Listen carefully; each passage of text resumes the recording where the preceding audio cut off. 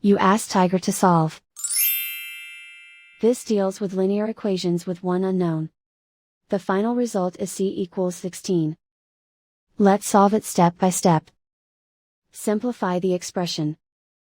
Expand the parentheses. Simplify the arithmetic.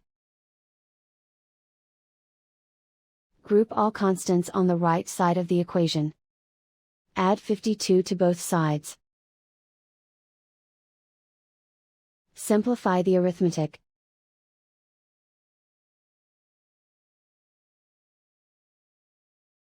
Isolate the c. Divide both sides by 4.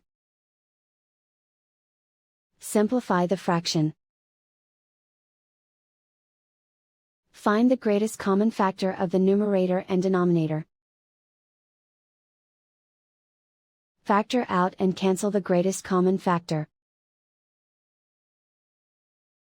And so the final result is c equals 16.